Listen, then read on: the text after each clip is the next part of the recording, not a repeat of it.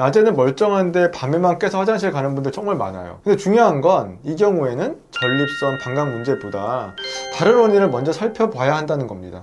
바로 수면 문제입니다.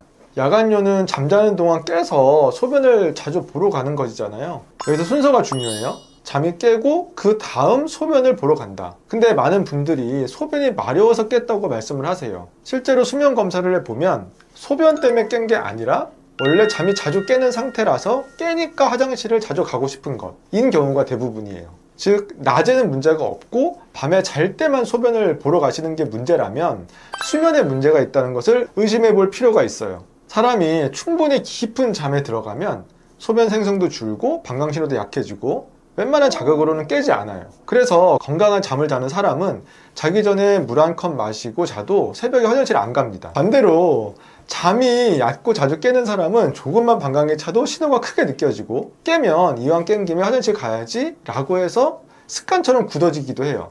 수면 문제와 야간요는 깊은 연관이 있는 연구 결과가 많이 있어요. 특히 수면 무호흡증을 빼놓을 순 없어요.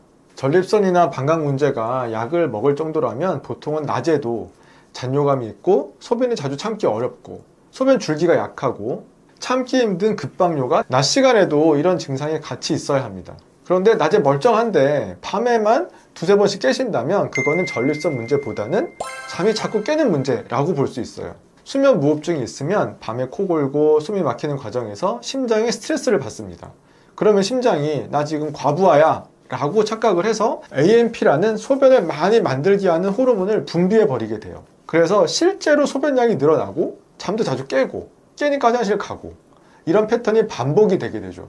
하지만 수면 무호흡증 치료, 예를 들면 양압기를 하게 되면 야간요 횟수가 줄어듭니다. 실제 연구 논문도 많이 있고 저도 임상에서 수많은 환자분들을 지켜봤죠. 문제를 일으킨 출발점이 애초에 방광이 아니라 수면이었기 때문입니다. 낮에도 소변이 자주 마렵고 참기 어려워 화장실에 급하게 뛰어가는 경우가 있고 소변 줄기가 약하고 잔뇨감이 있는 경우는 분뇨기과 진료가 필요합니다. 수면 클리닉 진료가 먼저 필요한 경우는 코골이가 심하고 자면서 숨이 막히는 그런 느낌, 또는 같이 자는 배우자가 코를 골다가 숨이 멎는 것 같은 얘기를 자주 해준 경우, 자도 잔 것 같지가 않고 아침에 두통이 있고 하루 종일 피곤한 경우, 낮에 멀쩡한데 밤에만 깨는 경우, 이때 깼는데 소변량이 적은데도 자꾸 화장실에 가게 되는 경우, 소변을 보면서 왜 계속 소변을 보러 왔지? 하는 생각이 드는 경우입니다. 많은 분들이 비뇨기과 약을 드시다가 효과가 별로 없어서 돌아오세요. 중요한 건 밤에 깨는 원인을 정확히 찾아야 한다는 것. 수면이 얕아서 깨는 건지 숨이 막혀서 깨는 건지 진짜 방광이 문제인지 원인을 알아야 해결이 가능합니다.